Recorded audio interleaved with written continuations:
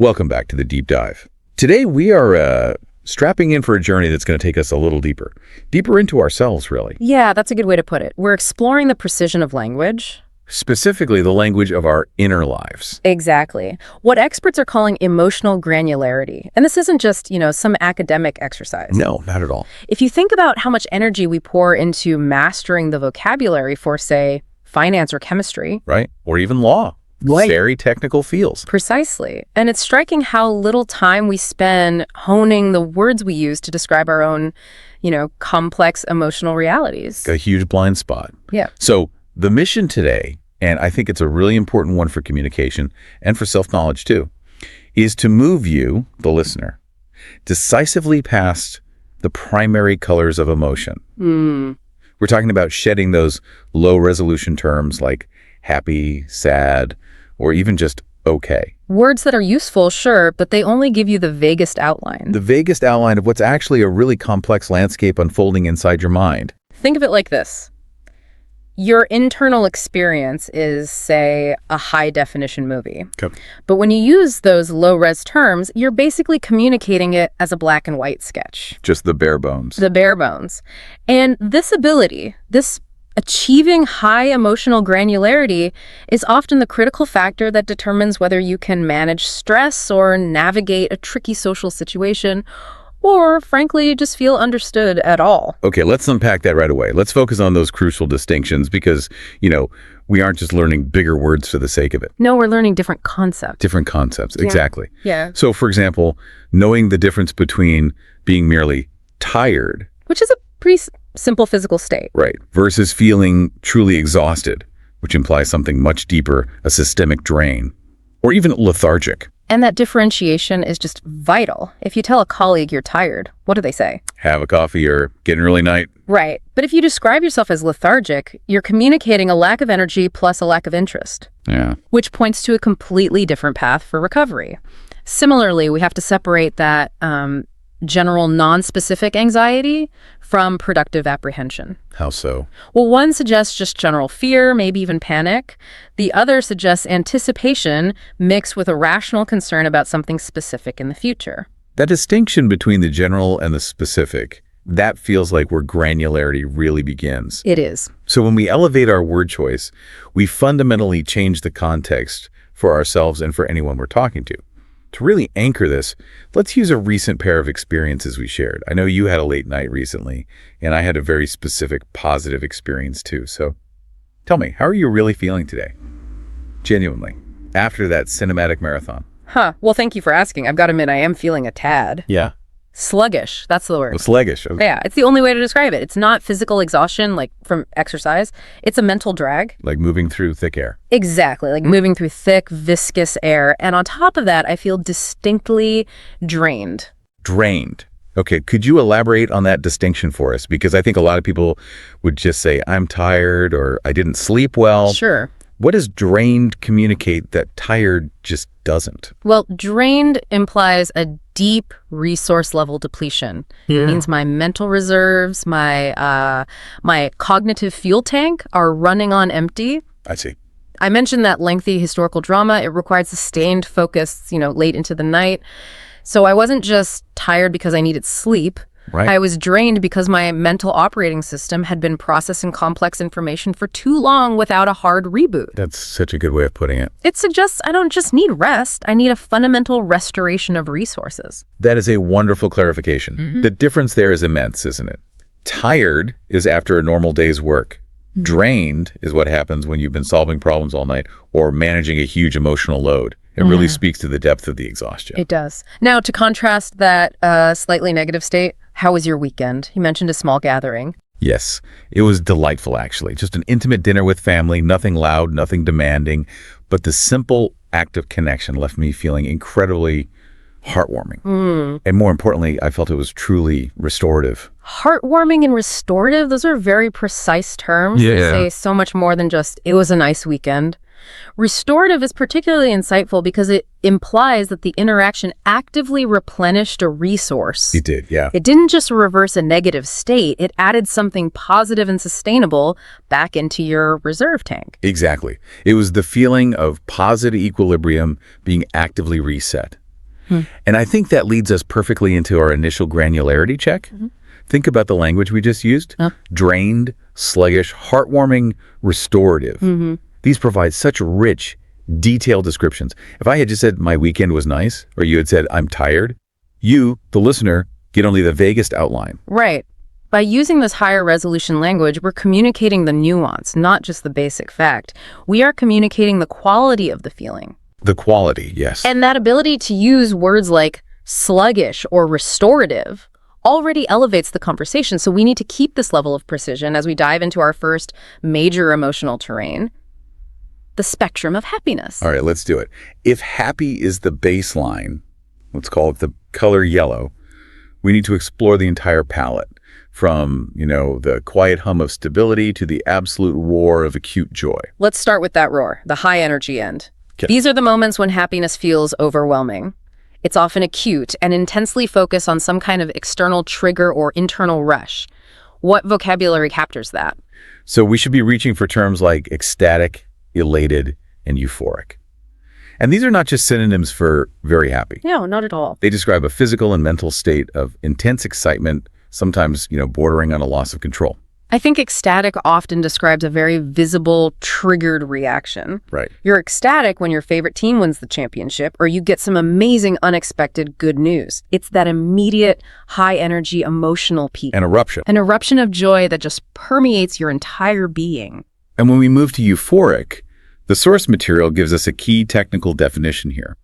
It's a state of intense excitement and happiness, but specifically an overwhelming sense of well-being. What is that added layer, that overwhelming sense of well-being? Tell us about this state. Well, what's fascinating is that euphoric feels highly internalized.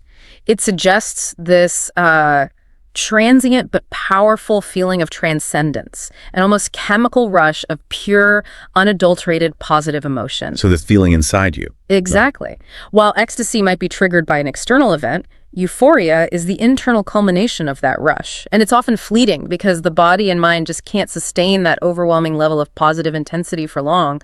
Psychologically, it's a peak experience. So, ecstatic is the celebration of the moment, while euphoric is the subsequent soaring internal sensation of profound goodness. That's a great way to summarize it. And I think recognizing that these high energy states are inherently temporary, that they are the exception, not the rule, is so crucial for managing expectations about happiness. Precisely.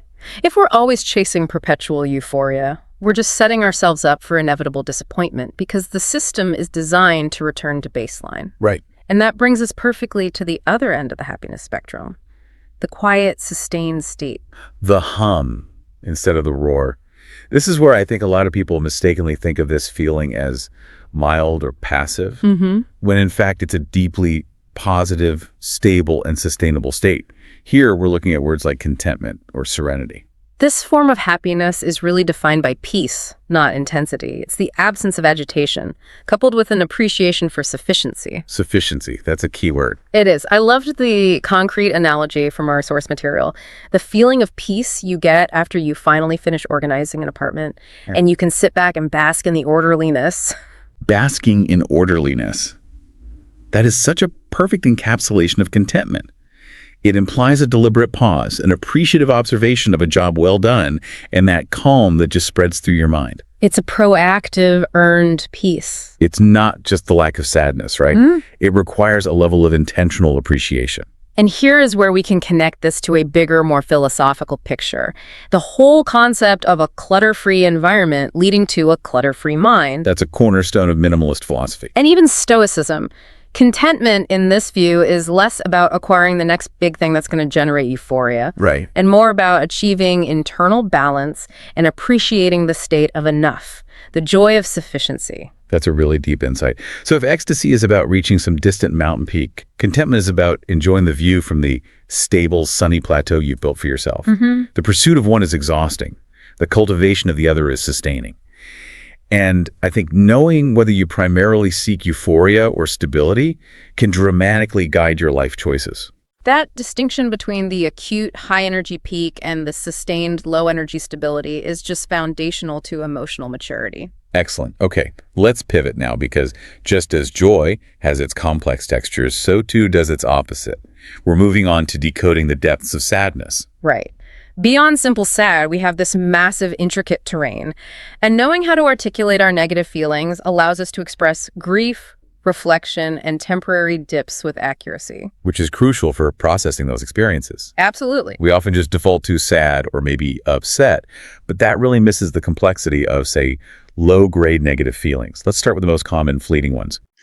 What's the vocabulary for that temporary, passing negativity that doesn't define your whole day? For a passing negative feeling, maybe triggered by a minor inconvenience or a disappointment, we'd use terms like downcast or blue. Okay. These are minor reversible states. They suggest a small cloud, not a full-blown storm. If you get disappointing news at work, you might be downcast for a few hours. But the state is temporary. Fundamentally temporary and proportional to the cause. There's no lingering depth to it that consumes your ability to function. It's important to note the causality there then. Yeah. These feelings are usually direct reactions to minor external events. Yes. But then we move into something far more complex, a specific kind of sadness, captured perfectly by the term melancholy. Melancholy is such a beautiful word and maybe one of the most misused. Its nuance is critical. It's a lingering, reflective, or pensive sadness. Pensive. And importantly, it's often without an obvious acute cause, or the cause is so distant that the feeling is now divorced from the initial event. It's the type of sadness that can feel reflective, almost philosophical, rather than acutely painful. So its sadness is a form of introspection. The source gives fantastic examples.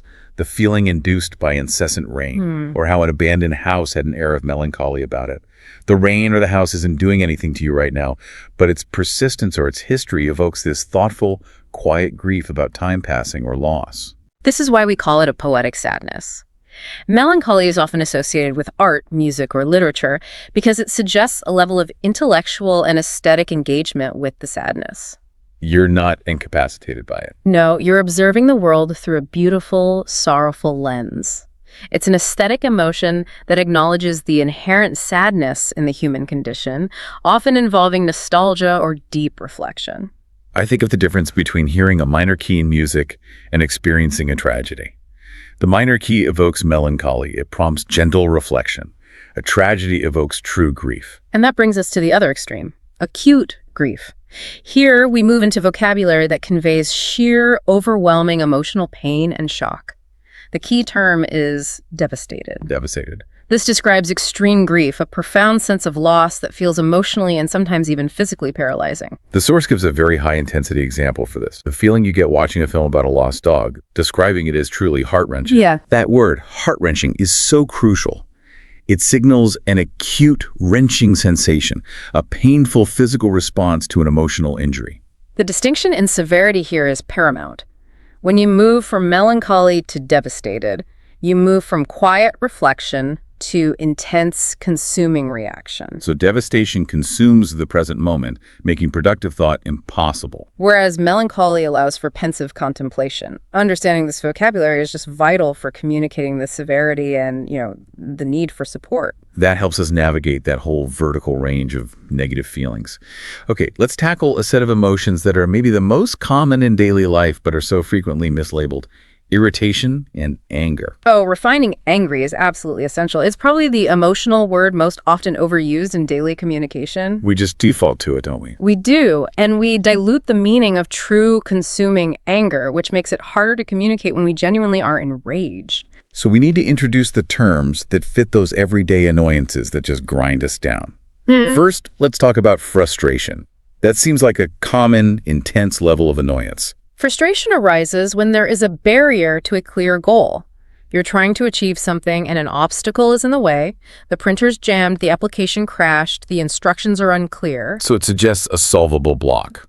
Yes, even if it requires extra effort. But then we reach the state that is more persistent and destructive, exasperation. Right, this deserves a deep dive. What separates exasperation from mere frustration? Okay, so Exasperated means intensely irritated, but the crucial layer added here is that it happens when one is out of patience, and this is the key, feels unable to do anything to solve the problem. Frustration maintains a hope that effort will yield results. Exasperation is the loss of that hope, coupled with relentless annoyance. It's the moment where irritation meets helplessness. Frustration makes you try harder. Exasperation makes you stop and potentially erupt. The illustrative examples given highlight this powerlessness perfectly. First, being stuck in gridlock traffic while you're running late. Oh, the worst. You're intensely annoyed, you're out of patience, and you are fundamentally powerless to change the situation. That is pure exasperation, because the lack of control just fuels the annoyance. You're captive. You're just watching the clock tick down, knowing you'll be late, and there's absolutely nothing you can do. That feeling of being stuck is what defines it. The second example shifts the focus inward. Misplacing your phone for the 10th time in a single morning. Yes. The irritation isn't just about the phone itself, it's the self-inflicted, repetitive nature of the annoyance and the drain on your finite mental energy. So it's irritation with the situation's persistence. Exactly. That is the moment where the irritation turns into a sigh. You're exasperated with yourself, your lack of organization, and the realization that this problem will probably repeat itself next week. The fatigue of the repetition is what exhausts the patience. And finally, the communication example. Sounding exasperated after explaining instructions for the third time. The voice itself conveys that intense irritation because the expectation of simple comprehension has been violated repeatedly. Your patience is exhausted. Understanding this distinction between anger, frustration, and exasperation is so important for self-management. If you recognize you're exasperated, you understand the solution isn't to fight harder, but maybe to step away. Right, because the problem is likely external or rooted in a repetitive issue outside your immediate control. And this leads us directly into the coping strategies mentioned in our source material for handling this kind of high-intensity irritation. The source suggests things like practicing mindfulness, taking a deep breath, rationalizing the situation. And engaging in self-talk, which has real therapeutic value. Let's expand on those, because they all seem designed to disrupt that negative feedback loop created by helplessness. They are, since the core issue of exasperation is a lack of external control. Mindfulness and deep breaths are tools to reassert internal control over your physiological response. You can't clear the traffic jam, but you can control your heart rate. You can. And rationalizing the situation is essential for framing the problem correctly. Instead of your emotional brain screaming, "This is unfair, this shouldn't be happening," You engage the rational brain. yes, this is a temporary inconvenience, my reaction is disproportionate, and being angry will not make these cars move faster. You replace catastrophic thought with fact. And self-talk. I think that's often underestimated. It is. Speaking your thoughts aloud, even just repeating that rationalization, it externalizes that intense, churning internal feeling. It moves the emotion from a swirling internal crisis to a statement of fact that you can observe and manage. A vital step in moving from emotional reaction to conscious action. That is robust. Okay, we've covered single-track emotions, high-energy joy, deep reflection, intense annoyance. Now, let's move on to where things get really complicated. Navigating complex and mixed emotional states. This is the advanced territory because real life rarely presents these clean, single-track feelings. We often feel multiple, sometimes contradictory things at the same time. Let's start with that cocktail of tension we mentioned earlier, apprehension. We need to reinforce the difference between this and just simple nervousness. The definition of apprehension is very precise. It's a feeling of excitement mixed with nervousness or rational concern about an uncertain future outcome. So the mix is what makes it unique. The mix is everything. It's more nuanced than nervous, which sounds purely negative, like dread. Yeah. Apprehension suggests that the underlying subject is something you actively want, or at least that your concern is based on a rational assessment of risk. A great example is feeling apprehensive before a big public speaking engagement. If you were just purely nervous or terrified, you might avoid it entirely. Right. But when you're apprehensive, the desire for the outcome, the career advancement, the chance to share your expertise, it's actively present. The uncertainty about how it will go induces a manageable anxiety. So the excitement of the potential reward is battling the rational concern over the potential pitfalls. Apprehension captures both of those tensions in one efficient, powerful word. It implies caution and respect for the gravity of the situation, not incapacitating fear. And speaking of battling feelings, Let's move to the ultimate complexity: contradictory feelings. This is the domain of ambivalence. Which our source rightly highlights as a C2 essential for advanced expression. Ambivalence is the state of having mixed feelings or contradictory ideas about something or someone. Emotional duality. Yes, where two opposing poles exist simultaneously, often regarding the same subject. This is a state we commonly encounter during high-stakes decisions or big life transitions. Like the example given, being offered a promotion that requires moving to a new country. Exactly. You are simultaneously thrilled about the career step, the achievement, the mobility, but also deeply reluctant to leave your established social network, your community, your familiar environment. That tension is profound. The word ambivalent lets you express that inner conflict without having to say, I'm happy about X, but I'm sad about Y. It's concise, and it signals a sophisticated understanding that this is not a simple trade-off. It's an integrated conflict where both feelings are equally valid and present. And I imagine ambivalence often slows down decision-making. It does, because neither emotion completely wins. The person remains suspended between the two poles, struggling to commit fully.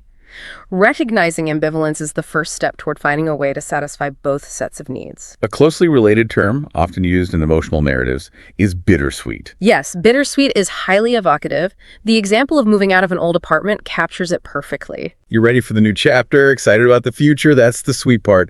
But you are fundamentally sad to leave the memories and the comfort of the familiar behind. That's the bitter part. That sensation of bittersweet nostalgia, it's the mechanism for holding on to the meaningful parts of the past while still embracing the necessity of change.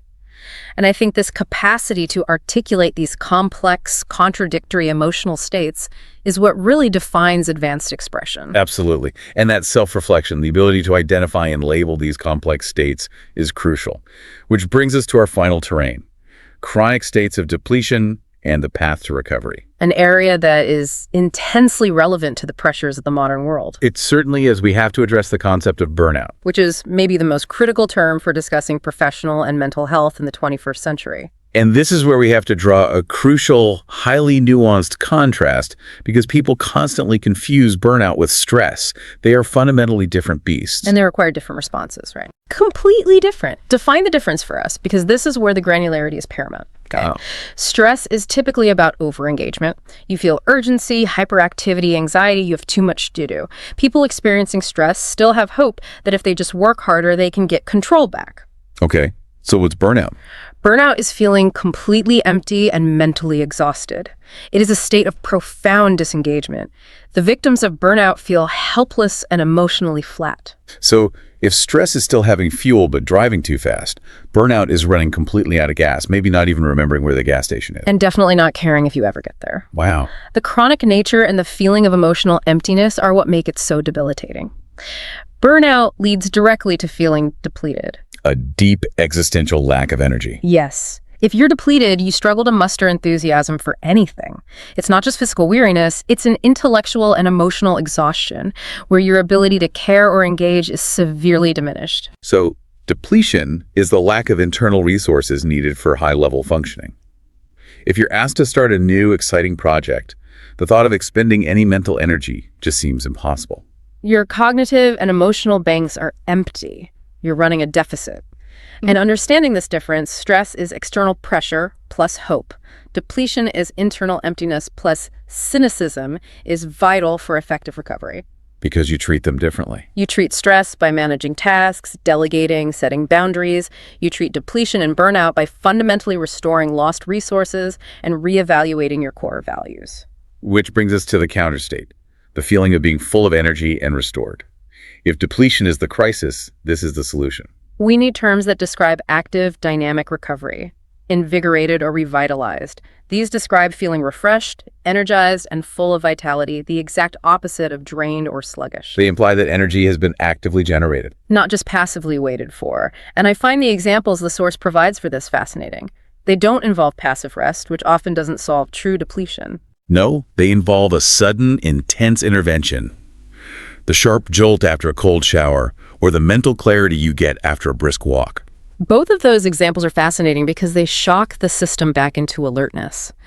Being invigorated is often an active state. You're generating new energy through stimulus rather than just waiting for a deficit to be slowly repaid. It's the feeling of the system being jump-started. It is. Wow.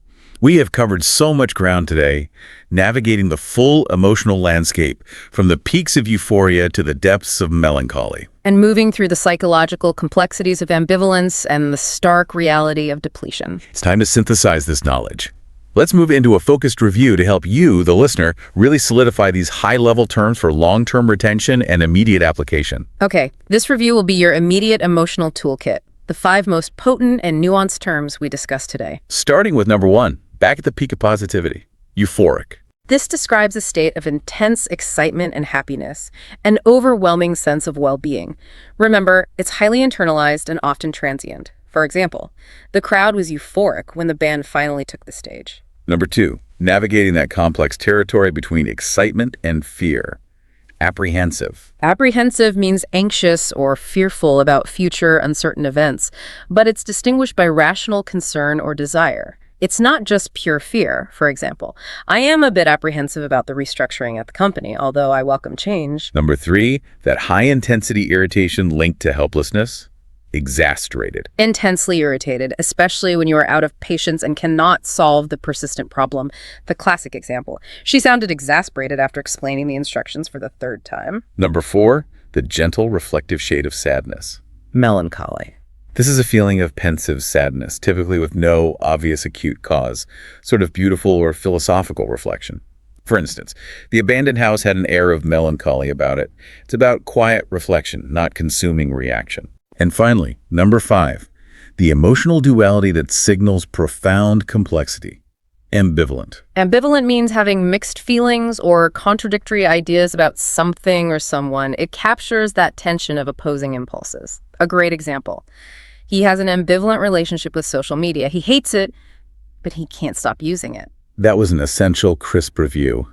But our ultimate mission isn't just to learn the words. It's to implement them into your daily dialogue and, more importantly, your internal self-talk. Indeed, knowledge is most valuable when it's applied. So we want to challenge you, the listener, to actively apply this new high-resolution vocabulary to your own recent experience. So this is our final provocative thought and question of the day. Describe a situation recently where you felt either ambivalent or bittersweet. Think specifically about a tough choice you had to make, or maybe the conclusion of a beloved project that was also exhausting. Maybe you just finished a huge commitment. Did you feel only relief, or was there a mix of joy over the success and loss over the closure? The goal here is intentional articulation. Don't just settle for, I was happy and sad. Challenge yourself to articulate the specific nuance. Perhaps you felt a profound sense of bittersweet nostalgia for the intensity of the collaboration. Or maybe you realized your feelings about a career shift remain deeply ambivalent because of the conflict between professional ambition and personal comfort. Mastering these subtleties is precisely what bridges the gap between being a learner of language and being a truly proficient, articulate speaker. And crucially, you gain not just better vocabulary, but a deeper, more accurate understanding of your own internal operating system. We hope this deep dive into emotional granularity has left you feeling, dare I say, revitalized and eager to put these C2 terms into practice. Thank you for joining us. Stay curious, keep articulating your world with precision and detail, and we will see you for the next deep dive. Goodbye for now. Welcome back to the deep dive. Today we are opening a really fascinating stack of sources. It's all about advanced linguistic proficiency. I mean, the kind of material that really reveals the hidden gears of human interaction. Right. We're not just looking for, simple definitions today. We are drilling straight into the very, very nuanced language we use to describe how people relate to each other, compete, and, connect. That's absolutely right. And it builds perfectly on what we talked about not long ago. We explored this idea of emotional granularity, yes, which was all about finding that precise, detailed vocabulary to figure out what you were feeling on the inside. The focus was very much inward.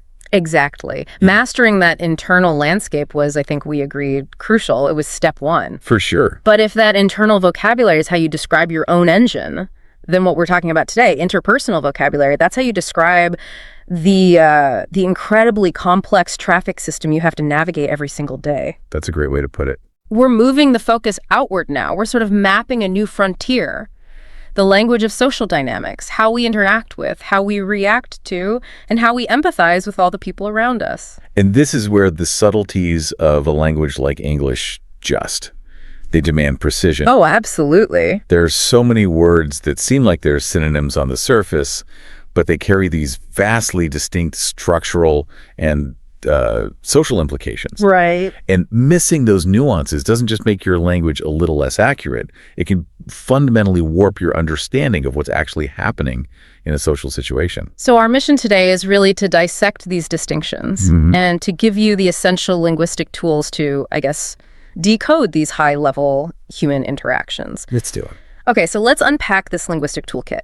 And I think we should jump straight into two terms that are, well, they are perhaps the most frequently mixed up in everyday language. I think I know where you're going with this. It leads to this total ambiguity about what someone is actually feeling. I'm talking about the dynamics of desire and comparison, envy and jealousy. Yes. The famous green-eyed monsters. Yeah. And, the confusion is completely understandable. Why is that? Well, because they're both unpleasant, right? They're difficult emotions, and they're both rooted in desire, a sense of lack, and comparison. Okay. But the structure, or you could even call it the geometry of the emotional situation that triggers each one, is just fundamentally different. And getting that geometry is what separates a casual speaker from a truly proficient communicator. I love that idea of emotional geometry. So let's establish the foundational geometry to the first one. When we're talking about envy, how many people are involved? What's the core mechanism? Envy is, at its core, a two-person dynamic. Two people. That's it. It's simple, it's direct, and it's focused entirely on lack. It happens when you want something that someone else has. It's basically covetousness. So the relationship is between me and you and the thing, but the thing is already yours. Precisely. You have it, I want it. The dynamic is just between the two of us. Okay, so let's make that concrete. If I land a major new account at work, and you, my colleague, are feeling frustrated, and you wish you had gotten that account, your feeling is envy. So that's a perfect example. It's a direct comparison. And the result of that comparison for you is a feeling of inadequacy or lack about your own situation. Exactly. And the psychological process of envy, which, we don't often discuss, is that it leads to a sense of self-diminishment. The envious person is essentially using the other person's success as a kind of mirror. A mirror that reflects what? A mirror that reflects their own perceived failure or insufficiency. The focus becomes intensely internal. Why don't I have that? What does this say about me? So in a professional setting, this could be anything. Coveting a promotion, a corner office, or just visibility on a project. All of it. The whole transaction is centered on the status you hold and the void I now feel because of it. It's a very isolating emotion in that sense. That makes perfect sense. Envy is highly positional. But, okay, if envy is two people over one object or status, how does jealousy change that structure? How does it expand it? Jealousy just blows up the equation. It moves from that simple two-person dynamic to a much more complex three-person dynamic. A triangle. A triangle, exactly. And the mechanism here is not primarily about wanting something external that someone else has. It's about the fear, this deep anxiety of losing something you already possess to a third party. Okay, here's where that nuance really starts to matter. So the focus shifts from coveting an outside object to protecting an existing bond or possession. Precisely. Let's go back to the professional world example. Okay. You might be envious of the big client I landed, simple two-person dynamic. But you'd be jealous if you were afraid I was going to lose my job to a new, younger hire. Why would I be jealous of that? Because maybe your current position and your success at the company rely heavily on my continued presence. My success gives you stability. Ah, I see. Your jealousy is that protective fear of losing the stability that my presence currently gives you. The new hire is the third party, the threat. And the more classic example, of course, is relationships. Of course. In a romantic relationship, you're jealous when your partner spends, a bit too much time with a charming new colleague. You fear the loss of their affection or intimacy. That affection is the resource you currently hold, and the colleague is the third-party threat. So jealousy is really rooted in possessiveness and protection. Yes. And that often leads to behaviors like surveillance or trying to control the situation actions aimed at monitoring that third-party threat. And that's a key behavioral difference. Envy often leads to resentment towards the successful person, maybe even trying to undermine them. but jealousy leads to vigilance against the threat. So it's a critical psychological difference then. Envy makes you look inward and feel deficient, I'm not good enough. while jealousy makes you look outward and feel threatened. Someone is trying to take what's mine. And if you look at the consequences, the chronically envious person might find joy in the other person's failure, what we call schadenfreude, to try and close that perceived gap. Right. But the jealous person, they'll usually try to maximize their control over the relationship they're afraid of losing. They're just two completely distinct forms of emotional distress.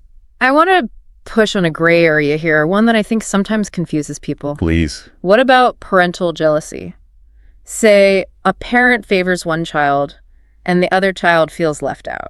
That can often feel like a two-person dynamic, right? It's just the child versus the parent's attention. How does that three-person rule hold up when the third party is a preferred sibling?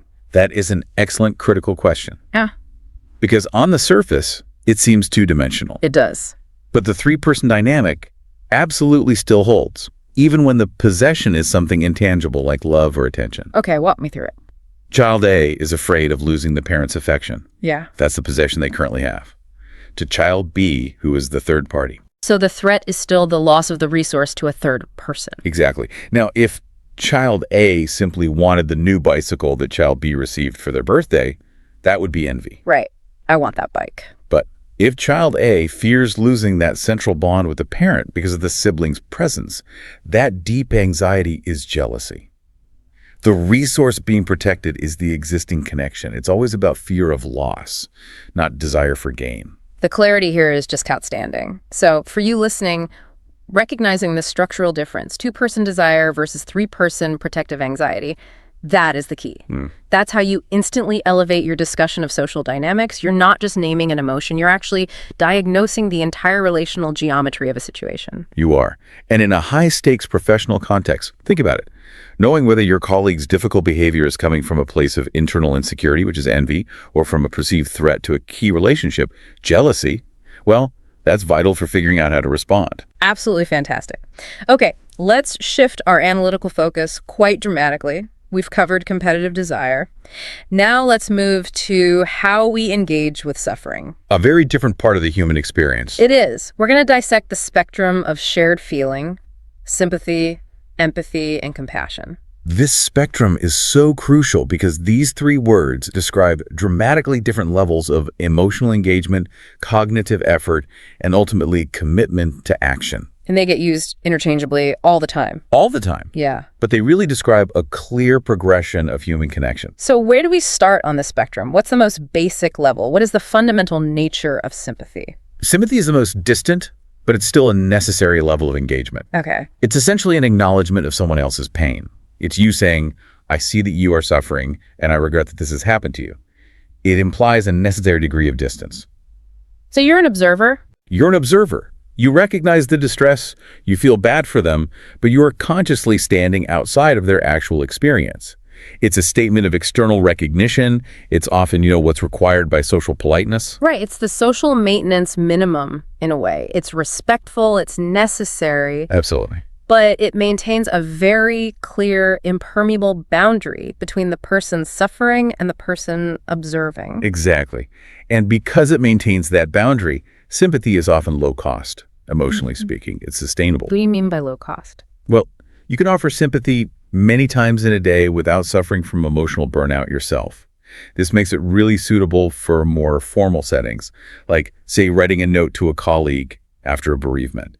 You're showing care, but you're not absorbing their grief. That's a great point. Okay, so moving one step closer, we get to empathy. And this, you said, requires a monumental leap in both cognitive and emotional effort. It's a huge leap. Empathy is the ability to actually step into someone else's shoes. It's to engage in that powerful and often very challenging vicarious experience that we'll talk more about later. So you're not just observing the pain anymore. No. You are allowing yourself to feel a version of it. You register or you mirror their emotional state, experiencing it through them. For a moment, that boundary we talked about with sympathy, it temporarily dissolves. And that allows for a profound, deep understanding. The distinction isn't subtle at all when you put it like that. It's radical. Sympathy says, I understand intellectually that this is hard for you. Empathy says, I am feeling the sharp edges of that difficulty right now with you. The depth of connection is it's immediate. But I want to pose a critical question here. Go ahead. If empathy is simply feeling another's pain, isn't there a risk of it being paralyzing or even debilitating? That is the essential psychological critique of pure empathy, and it's precisely why the spectrum matters so much. The sources we looked at are very clear on this. Pure effective empathy, which is literally just mirroring someone's distress, can lead to severe personal burnout and withdrawal. Especially in certain professions, I'd imagine. Oh, absolutely. Think about medicine or therapy. If a doctor feels the full weight of every single patient's suffering, they simply cannot function for long. It becomes self-destructive rather than helpful. So empathy provides the understanding, the connection, the deep insight, but it needs something else to become functionally helpful. Exactly. And that something else is the highest stage on the spectrum. Yeah. That is compassion. Right. This is where we transition from a purely internal feeling to an external focused action. I have to say, the phrase from the source material, empathy with legs, is probably the most powerful and memorable definition I've come across for this. It's perfect, isn't it? It is. Compassion is not just the feeling of empathy. It is empathy combined with a genuine, mobilized desire and a commitment to actually alleviate the suffering. So it adds a verb. It adds an action. It activates the impulse to help, to intervene, to offer practical support. It moves you beyond that personal paralysis of just sharing in the distress. So the progression is crystal clear. Sympathy. I recognize your pain, and I'm keeping my distance. Empathy. I feel your pain, and the boundary is temporarily dissolved. And then compassion. I feel your pain, and I am now driven to act strategically to make it better. And this structural understanding is absolutely vital for leadership. How so? A good leader doesn't just need empathy to understand their team's struggles. They need compassion to translate that understanding into systemic changes or supportive actions that actually mitigate the source of the suffering. Right. Otherwise, it's just words. Exactly. Without compassion, empathy is just shared misery. The true value, the real change, is in the action phase. That distinction really changes how you evaluate someone's commitment, doesn't it? Complete. You can ask, are they offering a quick, distant sympathy? Are they maybe drowning in empathy but unable to help? Or are they demonstrating compassion, which is that functional highest level of engagement? That spectrum is a shortcut to evaluating a person's social and, frankly, ethical bandwidth. Well said. Now, let's zoom in on that idea of the vicarious experience we just mentioned. Yep. Because it brings us to a really specific, almost neurologically jarring feeling that is just so prevalent in our modern media-saturated world. I'm talking about that involuntary physical cringing sensation we get when we watch someone else make a profoundly awkward or mortifying social mistake. This is the perfect transition because this emotion relies entirely on our advanced capacity for secondhand feeling. We formally label this secondhand embarrassment or, for a bit more precision, vicarious embarrassment. It's the phenomenon of watching a cringe comedy show, right? Like The Office. The main character is completely oblivious to their own social disaster. And you, the viewer, sitting on your couch, you feel this genuine visceral discomfort. You actually feel mortified on their behalf. And that deep physical discomfort is a key insight into our social wiring. The sources indicate that this reaction is often tied directly to the activation of our mirror neuron system. Explain that a bit. When we observe another person acting, especially if their actions are leading to a socially predictable negative outcome, our brain simulates their potential emotional state. We are projecting ourselves into their shoes so powerfully that the social shame becomes a simulated reality in our own bodies. So it's not just a passing thought of, oh, that was awkward. Not at all. It's a physical, involuntary cringing. But why does the obliviousness of the person making the mistake seem to amplify our distress so much? That's a great question. It's because the entire social contract has just been broken, and the person responsible isn't even aware they need to fix it. Right. Our social intelligence is screaming at us, danger, boundary violated, social standing jeopardized. But the person in the middle of the mess isn't receiving the memo. So we feel it for them. Their lack of shame forces the observer to carry double the social load.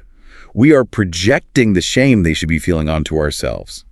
It just highlights how acutely attuned we are to social rules and compliance. So that makes the term cringe a high-level self-regulation mechanism, not just some casual slang. I think so. It demonstrates our deep-seated need for the social order to be maintained. If the person who accidentally spilt coffee all over their new boss is just laughing it off, totally unaware, our vicarious embarrassment spikes because we know the severe social penalty that situation demands. Exactly. And this brings us right back to the root word here, vicarious. This is just a powerhouse word for advanced communication. It's formally defined as experienced in the imagination through the feelings or actions of another person. It is a substituted imagined experience that carries real emotional weight. And we have to emphasize that vicariousness isn't always negative, is it? Not at all. That's a critical point. The classic example is living vicariously through a child's or a friend's travel adventures. Right. The feelings of excitement, discovery, and joy are also passed on, just without you having to do any of the packing or deal with flight delays. You get the good parts. You get the good parts. So vicarious experience is simply the mechanism of feeling through another. The content of that feeling can be joyous or embarrassing. But when we apply it to embarrassment, we really recognize the power of this word is in acknowledging the profound sensitivity of our social instincts. Yes. We feel their potential social demise, even if we are perfectly safe on our couch watching a fictional TV show. The analysis of vicarious embarrassment really shows how our linguistic toolkit can move beyond just simple adjectives. It can describe an entire neurological and social dynamic in just 2 words. It's concise power. It is. Okay, now let's pivot away from those immediate emotional reactions to something slower, darker, and much more protracted. The long-term, festering interpersonal emotion. I'm referring to resentment. Resentment it's perhaps one of the most destructive and complex relational emotions. And it's precisely because it is chronic, not acute. So it's not a flash of anger. No, it's not simple anger that flares up and then dissipates. Resentment is a slow burn toxicity. It grows, it solidifies, and it often remains hidden beneath the surface of perfectly polite interaction. I think the most important distinction here is that resentment needs a specific kind of fuel to sustain itself. It's not just general negativity. It's not. Its primary indispensable fuel is a perceived sense of indignation. Indignation. Indignation due to injustice or unfairness. Resentment starts with an acute injury, a moral wound, but instead of addressing it or finding forgiveness, the individual internalizes that injustice and just allows it to ferment over time. This brings us directly to the mechanism of holding a grudge, which feels so central to resentment. It is. And the mechanism isn't usually a loud confrontation. It's the quiet, internal act of harboring these unspoken grievances. That vocabulary word, to harbor, is absolutely essential here. We need to focus on it as a verb in this psychological context. It means to keep a thought or feeling. And it's almost always a negative one in one's mind secretly. The silence is the breeding ground for resentment. So if you're constantly interrupted in meetings, or if a colleague consistently takes credit for your work and you don't speak up, you don't just feel momentary anger, you begin to harbor those injuries. They stack up like unfiled grievances in your mind. And the cost of this to the individual is just tremendous, isn't it? It must require constant emotional energy to keep those doors locked and those grievances secretly polished. It's exhausting. The act of harboring resentment is the very antithesis of liberation and forgiveness. How so? Well, forgiveness is the act of consciously releasing your right to that resentment. You let go of the debt. Resentment is the refusal to release the injury, often because the perceived injustice felt so fundamental that letting it go feels like you're saying the unfair treatment was okay. That it was valid. Exactly. So to truly understand resentment, we have to dive deeper into its trigger. Indignation. What exactly is indignation, and how is it structurally different from just being angry? Indignation is defined very specifically as anger or annoyance provoked by what is perceived as unfair treatment. So it's ethical anger. It's inherently an ethically charged emotion, yes. Yeah. We can feel simple anger at a flat tire or a power outage. Those are just inconveniences. We feel indignation when we perceive a violation of fairness, of justice, or of a social contract. This means indignation is linked to our social expectation of how things ought to be, doesn't it? It is. If I believe society should operate fairly, and then someone cuts in line or cheats on a test, the violation of that expectation creates what we might call a justice gap. That term justice gap is highly useful here. It perfectly describes the space between the expectation of fairness and the reality of the outcome. The indignation is that immediate, sharp spike of anger that floods your system when that gap suddenly appears.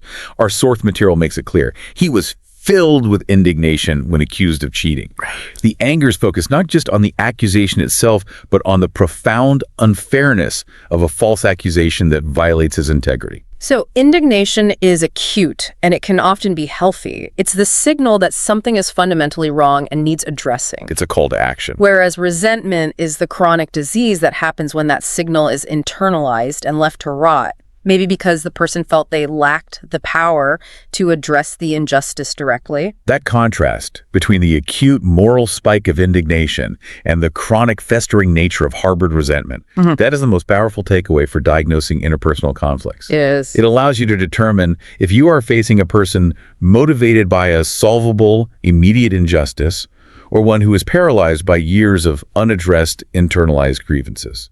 And that diagnosis is crucial for solving the problem.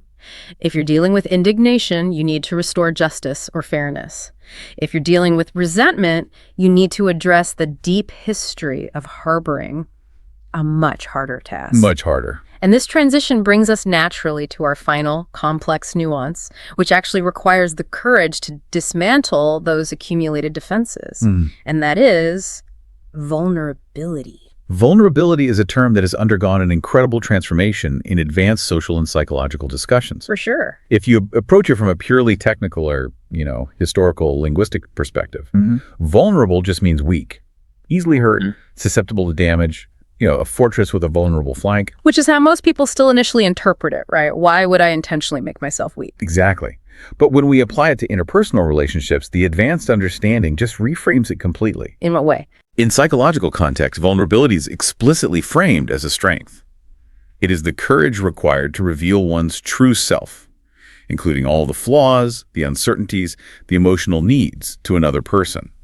It requires emotional bravery because it involves removing your protective armor. So it's the intentional willingness to risk being hurt for the sake of achieving a true connection. That's it. Its utility is not about expressing weakness, but about enabling intimacy. That is its social function. Intimacy, which we can define as deep closeness, is simply impossible if both people are perpetually defended. You can't get close if the walls are up. You can't. The foundation of any authentic, high-trust relationship, whether it's personal or professional, is mutual vulnerability. A team cannot innovate if its members are terrified to admit mistakes or share half-formed, risky ideas. And the goal state we're all sort of aiming for in both our personal and professional lives is to be authentic. And that inherently requires that willingness to be vulnerable. You just can't present your true self while you're simultaneously hiding all the parts you've decided are flawed. And when people refuse to engage in that vulnerability, they default to defensive alternatives. They become guarded, right? Holding their cards close to their chest. Or they adopt a very specific social posture that we should define with precision. Aloofness. Aloof is such a fantastic term for describing that specific kind of defensive distance. It sounds so formal, but it describes a very common and frustrating social barrier. It does. Aloofness specifically describes someone who is not friendly, not forthcoming. They're cool and generally distant. Okay. It describes an active choice to stand apart from the group, often maintaining a sense of emotional or social detachment. They're inaccessible, even when they are physically present. I remember the example from the source material. The team leader remained aloof and rarely socialized with us. A perfect example. This person might be physically in the room, but their behavior creates this invisible barrier that prevents any genuine connection or feedback. They prioritize distance over developing rapport. And that aloofness serves the purpose of self-protection. It's a signal. It says, I am maintaining my boundaries and you cannot touch my core. Right. And while that's understandable as a defense mechanism, it prevents that leader from ever gaining genuine insight into the team's morale or their true feelings. Their lack of vulnerability prevents the intimacy necessary for effective collaboration. So understanding that word helps us label a behavior that we've all felt, that sense of chilly inaccessibility, but that can be difficult to articulate clearly without the right term. Exactly. The journey we've taken today, moving from the competitive geometry of envy through the deep connection of compassion into the toxicity of resentment, and finally concluding with the courage of vulnerability. It really demonstrates how complex our emotional landscape truly is, It really does. and how essential precise language is for navigating it. These distinctions are not just, academic exercises. They're diagnostic tools. They allow you to accurately name the psychological reality of a situation, which is the necessary first step toward managing it effectively. Whether that management is internal for yourself or interpersonal with others. Both. To ensure these distinctions really stick with you, our listener, we want to do a final review, a quick integration of the 5 key vocabulary terms we extracted from the sources. We're going to revisit them one by one, focusing on the social utility each word provides. Let's lock in these definitions. We'll start with that powerful mechanism of vicarious. Vicarious. Experienced in the imagination through the feelings or actions of another person. It's what gives you the capacity for secondhand experience.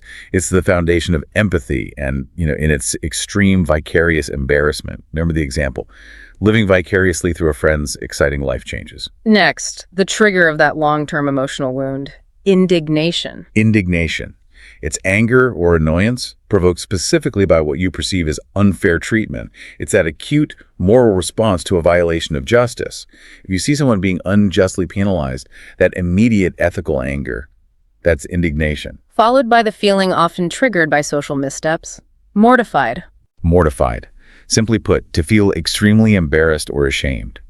And it often implies a really profound, public, or debilitating sense of shame. It's like the maximum level of shame you can feel, whether it's your own or vicarious. Then the defensive social posture that blocks connection, aloof. Aloof.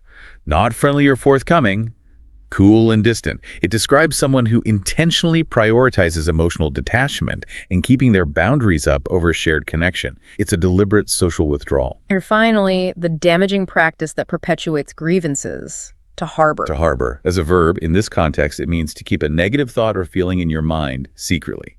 It is the active internal cultivation of long-term grievances, which transforms that acute indignation into chronic resentment. Excellent. That toolkit review should give you, the listener, some immediate linguistic precision in any high-level social discussion. We began this deep dive talking about how language enables connection through precise emotional understanding. And as we close, we want to return to the darkest part of that spectrum we discussed. We spent a good amount of time analyzing indignation, that sharp, morally charged anger at injustice, and resentment, the long-term festering consequence of harboring that feeling. These two emotions are just so critical in understanding whether an individual is capable of moving forward or whether they're perpetually locked into past injustices. Indignation can motivate change, resentment paralyzes it. So we want to leave you with one final thought, a practical application of this new knowledge that you can use for your own personal reflection. This comes from the source materials question of the day, and we're posing it directly to you. Think about this scenario carefully and try to use the language we've refined today. Here it is. Describe a time in your recent past when you felt a genuine, clear sense of indignation. What was the specific unfair situation? What expectation of justice or fairness did it violate? And how did you choose to handle it? And this is the key part of the reflection. Did you manage to address that justice gap directly and seek a resolution? Or, and be honest with yourself, did you find yourself choosing to harbor that feeling, allowing that acute spike of indignation to slowly morph into long-term resentment? The ability to apply this precise framework helps you identify if an issue is still active and needs to be addressed, or if it has become a debilitating emotional debt that you are carrying unnecessarily. Until next time, we really encourage you to use these words consciously in your conversations. Listen for the difference between envy and jealousy in how people talk. Assess whether you are feeling sympathetic, empathic, or truly compassionate. Your mastery of these subtleties will profoundly enhance both your communication and your understanding of human nature. Stay curious and keep exploring the deeper implications of the language that shapes your world. Welcome to the Deep Dive. This is the place where we take, a huge stack of sources, research, and notes, and we just boil it all down into what you actually need to know. We are your shortcut to being well-informed. And today's a bit different. It is, yeah. We're not looking outward at, say, markets or politics. We're actually turning the lens inward, right into the engine room of thought itself. That's right. This is a deep dive into cognition and critical thinking. And this stuff matters. If you operate in any kind of high-stakes environment, and let's be honest, just being an engaged person in the world today is high stakes. It really is. Then this material it's foundational. The goal here is to give you the vocabulary, the framework, to move beyond just saying, I feel this way, and instead be able to justify how you got to a certain conclusion. Exactly. We're getting past vague feelings and into the actual, like the architecture of a good decision. So our mission today is really to arm you with some intellectual precision. We're going to unpack these distinctions that always get confused, like skepticism versus cynicism, and then we'll expose some of the big logical traps our brains, for all their efficiency, constantly fall into. It's sort of an intellectual tune-up, and we're going to start by just refining the language we use. Because to think critically, you folks have to know the difference between a tool and just a bad attitude.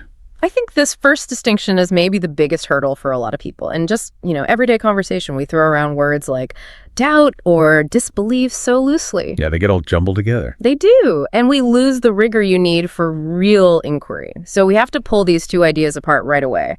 Skepticism and cynicism. They feel similar, I think, because both involve not immediately accepting something. Yeah. But that's where the similarity ends, their purpose, their function. They are polar opposites. One is a disciplined way to build knowledge. And the other? The other is just a cognitive shortcut. It's a worldview that's already decided on the answer. Okay, so let's unpack skepticism first. Our sources are really clear on this, defining it as an intellectual tool. And that's the key word, right? Tool. When you look at, the history of science or law or any serious research, this is the bedrock. So what does that tool actually do? Its main function is to create a delay. It's the very conscious, very disciplined practice of withholding judgment. You wait. You don't form a conclusion until there's sufficient, and this is important, verifiable evidence. So a skeptic isn't coming from a place of, I don't believe you. No, not at all. They're coming from a place of neutrality. They don't say, that's false. They say, I'm reserving my judgment until the data points me to one conclusion over the others. I like that framing. Reserving judgment. It feels active, It implies you're open to whatever the outcome is, even if it surprises you. Exactly. Let's take that example from the sources. A skeptic looking at a charity. They don't just say, oh, charities are scams. A skeptic asks a process question. Like, is this effective? Show me the metrics. What's the actual impact here? They're demanding rigor. They're looking for proof of concept. And that forces them to be objective, right? Because if you're truly withholding your conclusion, you have to engage with whatever evidence comes up, good or bad. Precisely. If the numbers show the charity is doing incredible work, the skeptic has to accept that. Yeah. That's why it's considered healthy. It raises the bar for everyone. Okay, so that's skepticism. Now let's pivot to its evil twin, cynicism. Yeah, and this is a sharp pivot. If skepticism is a tool you pick up and use, cynicism is more like a personality trait or a worldview that you're stuck in. And it doesn't reserve judgment. Not at all. It delivers the verdict before the trial even starts. So what's the core belief of a cynic then? It's a very specific and frankly a very bleak view of humanity. A cynic believes, deep down, that people are motivated purely by self-interest. Always. Almost always, yeah. So that charitable act, that political promise, there has to be a selfish angle. It's either a lie or it's designed to benefit them in some hidden way. So let's go back to the charity example. The skeptic asks, is it effective? What does the cynic do? The cynic doesn't even ask a question. They don't need to. They just jump straight to the conclusion. It's probably a scam. The founder is definitely pocketing the money. So they bypass the whole evidence stage? Completely. Their worldview has already supplied the answer. They don't need to see the financial reports because they know the motivation must be corrupt. They believe all motivations are corrupt. And you can see how dangerous that is when you're dealing with really complex problems. Yeah. Climate change, public health. Oh, it's paralyzing. Yeah. Because a cynic isn't objective anymore. They are actively looking for the worst in everything, which, by the way, feeds directly into confirmation bias, which we'll get to. Right. And this is why our sources label cynicism as jaded and pessimistic. It literally closes the door to finding the truth because it's already decided that the truth is either fake or rigged. So the takeaway here is pretty stark. You have to embrace skepticism, that demand for evidence, but you have to actively fight off cynicism, which is often just. It's intellectual laziness disguised as wisdom. That's a great way to put it. Skepticism is hard work. Cynicism is easy. It's an emotional default. And you see it at work all the time. Your colleague proposes a new idea. The skeptic asks, Okay, what's the data behind this? Right. And the cynic just thinks, ugh, they're just trying to get a promotion. The difference in the outcome for an organization is it's massive. Okay, so we've covered how a critical thinker looks at claims coming from the outside world. Now let's turn inward and look at how we make those quick decisions. That phrase we all use, I went with my gut. Ah, yes.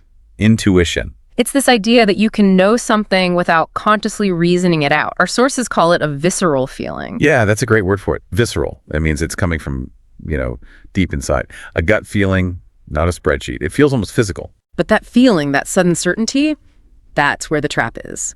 Because we so easily mix up real intuition with simple impulse. They feel so similar in the moment. That's the problem. They both come from what psychologists call System 1 thinking, our fast, automatic, emotional brain. Right. As opposed to System 2, which is the slow, deliberate, critical thinking part we were just talking about. Exactly. So when we talk about impulse, we're talking about System 1 running wild with no input from experience or data. It's just a whim. A cognitive short circuit. Perfect phrase for it. Yeah. An impulse is just an immediate reaction to something.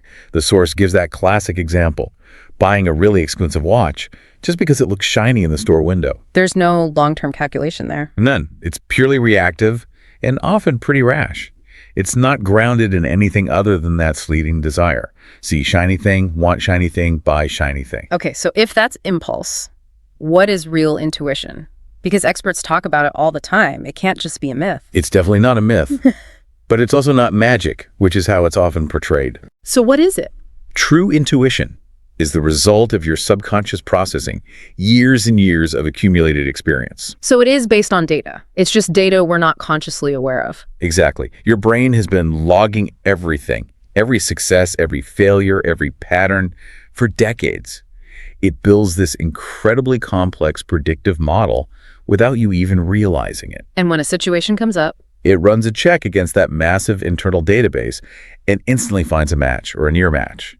And that answer surfaces not as a detailed report, but as that strong, visceral gut feeling. the chess master example is perfect for this. It's the best one, I think. When a grandmaster makes a lightning-fast, intuitive move, they are not guessing. They're pattern matching. Yes.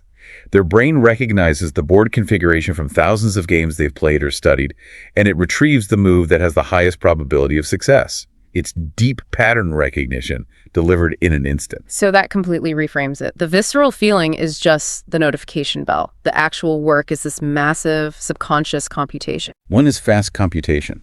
That's intuition. The other is just fast, ungrounded emotion. That's impulse. So how can you tell the difference in your own life if you're not, a chess grandmaster? It's a great question. You can run a quick diagnostic. When you get that gut feeling, ask yourself two things. First, is this a domain where I have thousands of hours of real, relevant experience? And if the answer is no, It's probably impulse. Second question, can I force myself, even if it's messy, to explain the logic behind this feeling in the next 5 minutes? True intuition, even if it feels instant, usually has some accessible logic beneath the surface. that's a great practical test because it forces you to figure out if your feeling is based on deep data or just, anxiety or wishful thinking from the last 30 seconds. Right. And for professionals, this is everything. In a big negotiation, you have to ask, is this gut feeling coming from my 30 years in this industry? Or is it just my fear of missing out? Only one of those deserves to be called intuition. Okay, we've talked about the right way to approach things, skepticism, and how our subconscious mind works, intuition versus impulse. Now for the frustrating part. The bugs in the system. Exactly. The mental errors that constantly trip us up. We're diving into the world of logical fallacies and cognitive biases. And these are so tricky because they're not external forces. They are, in a way, design features of our own brains. Our brains evolved for survival, which means they love shortcuts. They don't always love objective truth. So we're going to focus on two of the biggest and most common traps, confirmation bias and the sunk cost fallacy. #Shag 3.1 confirmation bias. Let's start with confirmation bias. I mean, in today's world with the internet and social media, this might be the most dangerous bias of them all. It's incredibly powerful because it works invisibly. So the definition is our natural tendency to search for, interpret, and remember information in a way that just confirms what we already believe. It's like our brain is acting as a biased lawyer for our existing opinions. That is a perfect analogy. It's not seeking truth, it's building a case. It actively filters reality to avoid the discomfort of being wrong. The source material had that really simple, clear example about John being lazy. Right. So let's say that's your pre-existing belief. John is lazy. That belief now becomes a filter for everything you see. So when John takes a 5-minute coffee break, Your brain screams, aha! I knew it! See? He's lazy. And it files that piece of evidence away. It's a satisfying little hit of, I was right. but the bias is in what your brain doesn't see. Exactly. Your brain conveniently ignores the 6 hours of non-stop focused work he did right before that coffee break. Or if it does notice, it explains it away. Oh, he's only working hard because the boss is nearby. So the disconfirming evidence just gets deleted or twisted. It's selectively blind. And this brings us to a really important vocabulary word for doing honest inquiry. Corroborate. Okay, so what does that mean precisely? To corroborate is to confirm or give support to a claim, usually with another piece of evidence. So a witness can corroborate an alibi. Confirmation bias is the lazy search for only corroborating evidence. Right. In a real investigation, you don't just find one witness who supports your theory and then close the case. Of course not. A good detective actively looks for evidence that disconfirms their theory. They look for the holes. They look for contradictions. Confirmation bias is what bad detectives do. They decide who's guilty and then only collect evidence that fits that narrative. So given how automatic this is, how do we fight it? It's not enough to just tell yourself to be open-minded. No, that doesn't work. You have to use active strategies. You have to deliberately, consciously seek out disconfirming evidence. You have to spend time reading the smart person who disagrees with you. You have to play devil's advocate with yourself. Yes, and that can't just be a casual thing. It has to be a real disciplined exercise. What does that look like in practice? It means you take the opposing viewpoint and you try to build the strongest possible case for it. You argue it with as much passion and intellect as you argue your own side. If you can't make a compelling case for the other side, you probably don't understand the issue well enough. And it feels like so much of this is really just about protecting our own ego, isn't it? It's almost entirely ego protection. Admitting you're wrong is painful. It feels like a loss. Your brain system 1 offers you an easy way out. Don't worry, you were right all along. Here's an article that proves it. The willingness to feel that discomfort, then, is the mark of a mature thinker. Absolutely. The ability to say, maybe I got that wrong, is the entry point to all intellectual growth. Hashtag tag 3.2, the sunk cost fallacy. So if confirmation bias messes with how we process information, the sunk cost fallacy messes with how we justify our decisions based on the past. This one is so relatable. I think everyone has felt this. It's that deep human desire not to be wasteful. That's it exactly. So the definition is continuing with something, a project, an investment, a relationship, not because it's the best choice for the future, but because you've already invested unrecoverable resources in it. And that word unrecoverable is the key. Right? It's everything. The time, the money, the effort. It's gone. It's sunk. You cannot get it back. But our minds have a terrible time letting go. We feel like if we just stick with it a little longer, we can justify the initial investment. It's related to loss aversion, right? The idea that we feel the pain of a loss much more than the pleasure of a gain. For sure. Walking away from a sunk cost feels like admitting the loss was real. So we double down, hoping to turn it around, even when all rational signs point to getting out. The sources gave a couple of really good, simple examples. The first one was about finishing a terrible book. Yeah. You're 100 pages in, you hate it, it's boring, but you think, well, I've already come this far. When logically the first 100 pages are gone, the only real question is, do I want to waste the next 5 hours of my life too? Continuing just makes the loss bigger. Right. And the second example was financial.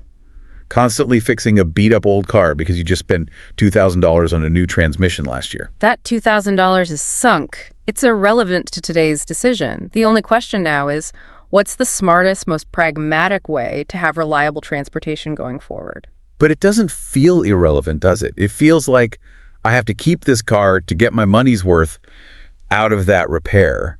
And that's the fallacy in action. And you see this on a huge scale in big companies or governments, don't you? The massive IT project that's years behind schedule and millions over budget. Oh, it's a classic case. They know the tech is already outdated. They know it's not going to work. But nobody wants to be the one to write off a $50 million investment. That looks terrible on your record. So the past investment becomes the justification for more investment, throwing good money after bad. Precisely. The rational alternative, the thing we need to strive for, is pragmatism. So let's define that. What does it mean to be pragmatic in this context? A pragmatic person deals with things based on practical reality, not theory or emotion. The pragmatic choice here is always to cut your losses. It's a cold, forward-looking calculation. Totally. It's asking, forgetting everything that's happened up to this second, what is the single best move I can make for the future? It treats the sunk cost as a lesson learned, a tuition payment, and then it moves on cleanly. That takes a lot of discipline to admit, I made a bad call, but I won't let it force me into making another one. It's a core skill of any good leader or investor. You have to be able to walk away. You have to be pragmatic, not idealistic or emotional about past decisions. Okay, so we've looked at how to inquire and what traps to avoid. Now let's talk about what really defines a truly sophisticated thinker. And the sources suggest it isn't about having all the answers, it's something different. It's the ability to tolerate ambiguity. Yes, this is so important. The real world, especially when you're dealing with complex data, is almost never black and white. It's messy, it's gray. And a less sophisticated thinker can't handle that. They need a simple, clean yes or no. Right, the demand for certainty is what pushes them back into the arms of something like confirmation bias. It's comfortable. But a sophisticated thinker is okay with productive uncertainty. They can hold two conflicting ideas in their mind at the same time and just wait for more data. Which means they have to be comfortable with evidence that is, what are the terms, inconclusive or equivocal? Exactly. Evidence is inconclusive if it just doesn't settle the question. Yeah. The sample size was too small, the data is noisy, it doesn't give you an answer. And equivocal. That's when the evidence could be interpreted in multiple, sometimes contradictory ways. Think of a drug trial where the medicine helps one group of people, but actually harms another. The overall result is equivocal. So the smart response in those situations is to just admit you don't know for sure. Yes, to say the data suggests X, but it's not definitive. That's not a sign of weakness. It's a sign of immense intellectual integrity. You're refusing to create a false sense of certainty. So let's bring all the vocabulary we've been using together, because these words are more than just definitions. They're like mental tools. For sure. Let's start with visceral. We talked about it with intuition. It's that deep, physical gut feeling, as opposed to a purely logical one. So when you say a speech got a visceral reaction, you're saying it bypassed the intellect and hit people on a much deeper, more emotional level. Precisely. Then there's jaded, which connects right back to cynicism. To be jaded is to be tired, worn out, and unenthusiastic because of too many negative experiences. It's the emotional exhaustion that leads to pessimism, like that example. After 20 years in politics, he became jaded. He'd seen too much failure to believe in success anymore. Right, and a jaded mind can't be skeptical, it defaults to cynicism. We also hit corroborate, the act of finding supporting evidence, and the need to play devil's advocate to actively fight our biases. Those are the active tools. They are. And finally, the most important one for dealing with the fallout. Pragmatic, being realistic, practical, focusing on what will actually work in the future, regardless of how you feel about the past. So when you pull it all together, it's clear that sophisticated thinking isn't a passive state. It's an active process of self-regulation. It really is. It's constantly checking yourself. Am I being skeptical or cynical? Is this intuition or impulse? Am I falling for a sunk cost? It's hard mental work. #OutRO. And that brings us to the end of this deep dive into your own mind. We've covered a lot of ground pretty quickly, from the tools you need to the traps you need to avoid. I think the biggest takeaway is to remember those core distinctions.